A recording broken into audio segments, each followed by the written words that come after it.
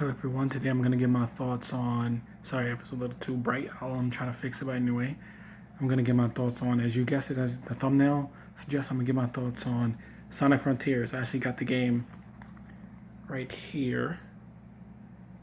I got it 4 days early because my GameStop put it out early.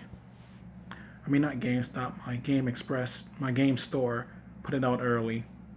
But anyway, I'm going to talk about it real quick.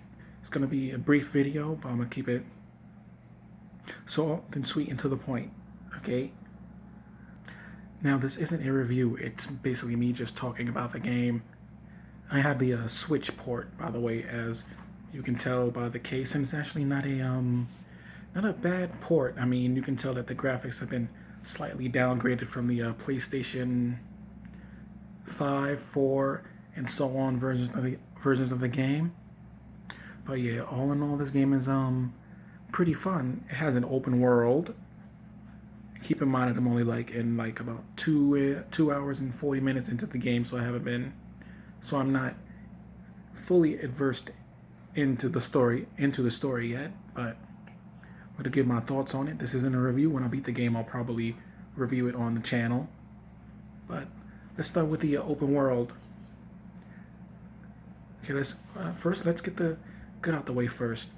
The open world is an open world game. You can do challenges and missions and so forth. There are boss battles and other side quests during the game, but basically Tails, Amy, and Sonic gets teleported to a dimension that's like a sort of like a, what do you call it? Give me 1 second to think about it. Sort of like a virtual world, if you will. Like it has crashes. Well, not crashes, but Amy in the game is basically non-corporeal, not touchable. I mean, later on Sonic finds her and he sees that she's not corporeal, and Sonic can talk to her and hear her, but she's just see through a little bit, sort of like a glitch, if you will. And like a code, and you have to find these little hearts, which is actually a good concept for the game, and her memories. I forgot if the memories were her hearts or the hearts are just something new entirely.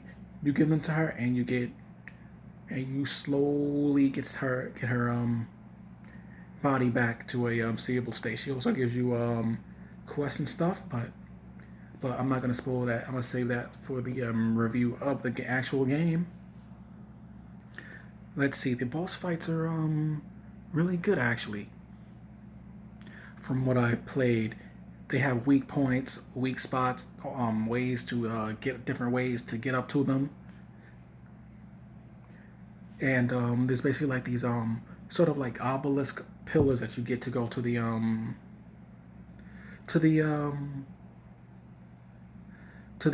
worlds. I've only seen about 2 worlds. Basically, the one that looks like a Green Hill Zone.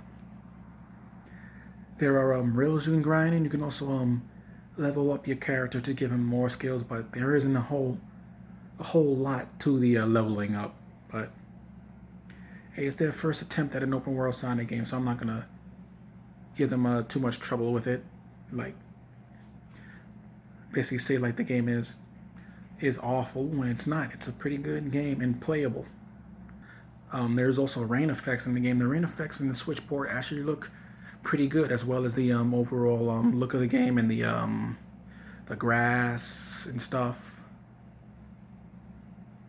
and the way the world looks, the clouds, Sonic and all the other characters. Sonic and Amy, from what I can see, looks perfect. Look perfect. But so anyway, Amy's missions are basically locked until you get the aforementioned hearts.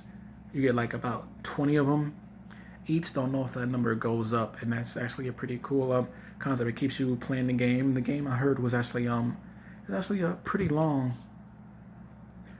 Okay, now let's get up to the things that I don't like. Man, this is gonna be divisive. It's an open world, but the open world is besides Amy and a few creatures, open world is pretty barren. I was expecting the open world to be like uh, Sonic '06, but hear me out.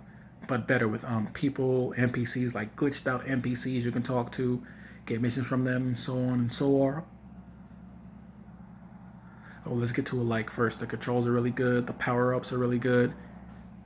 Sonic doesn't have a spin dash, but he has like a move where you hold the X button. He goes around and circles like a trail of sort of like see through light, and he can throw rings. I don't know if those rings do damage, but it's pretty cool to see.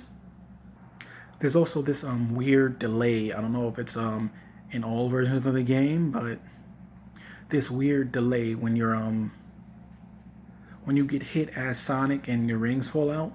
The rings take about, let's see, a total of 5-6 seconds to actually to fall out of Sonic's body and lands on the ground. You can still pick him up, which is good. But yeah, let's see, what else can I talk about? This game is sort of one of those games that I kind of hate. It's a grind fest, but if you like grind fests, it's fun.